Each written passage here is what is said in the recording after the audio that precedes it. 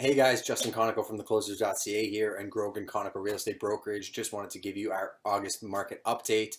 So the month of July, 934 homes sold, which was actually 4.7% down from the previous year, but the previous year had actually been the best July that we had since 2007. So don't let those numbers skew you too much.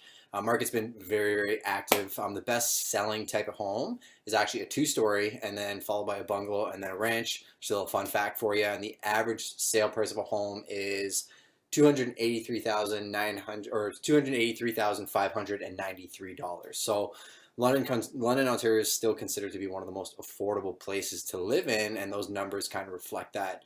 Another thing we just wanted to bring up is a small little legal brief pertaining to investment property. We read an article recently about how a lot of people trying to document occupancy in investment properties, thinking that if they send their address or their driver's license to a certain address that they can get away with that as far as a capital gains tax exemption when it comes time to sell the property. What that means is if you own a piece of real estate that's an investment and you live in one of the units and it's your primary unit and you go to sell that, you're actually exempt from capital gains tax. But if you have a couple holdings and you're making a commercial profit from that and you go to sell them, you have to pay what's called capital gains tax because it's basically proceeds from running a business. Going back to what I was saying about document occupancy is some people try and play with the system and basically just send mail there and say, oh, you know what, I'm living in the upper unit so that when I go to sell it, I can get away with not paying the capital gains tax. But a fact that I need you guys to be aware of is 2 years ago, the CRA actually cracked down on that. They did 600 audits of people and actually over, I think almost half of those were actually convicted, and the fine for doing that is actually double the capital gains tax. So something to be aware of if you're in the invested market and you're looking at different ways to structure your company or maybe get some tax exemptions. Maybe something to think about is sitting down with a good lawyer and structuring a company that's what they do. That's what the company does, and you can put the money back into the company and save your money taxes that way. There's a lot of different ways to skin that cat. Let us know. We actually have some really good professionals that can guide you along. As far as that's concerned, we could sell you guys the property and then we could set you up with the right people to make sure that you're getting all the exemptions you should get and paying, the proper amount of tax versus not overpaying your taxes as well. So if you guys have any questions, we're always here, 519-860-6547 or info@theclosers.ca. Take care.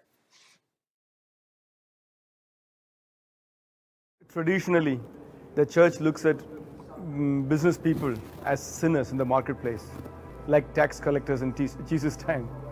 So they should be coming to church to support the business and the ministry. The role of business people is only financial support.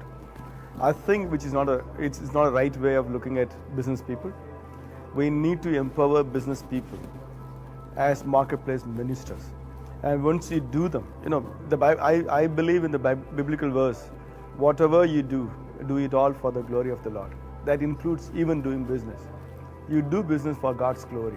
And when you give them that due respect and the due release them for their calling, you are doing for God's glory. The business people are able to overcome that barrier that's blocking their mind, the spiritual barrier. They don't go to the world, Lord, I'm trying to make money as much as possible so that I can do something holy, spiritual somewhere else. No.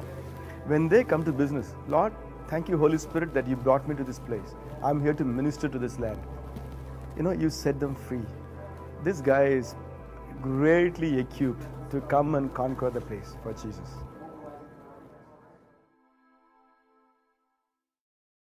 Hey, how you doing? My name is Mark Plusovic, and you're wondering how to become a businessman. The answer is simple. Read a lot, learn a lot. Warren Buffett said it himself. He said, it's good to learn from your mistakes. It's better to learn from other people's mistakes. There's no better way to learn from other people's mistakes than to read, than to seek out mentors, and to seek out people who are successful in what it is that you're doing and learn from their mistakes, learn from what they did wrong so you don't have to do the same thing.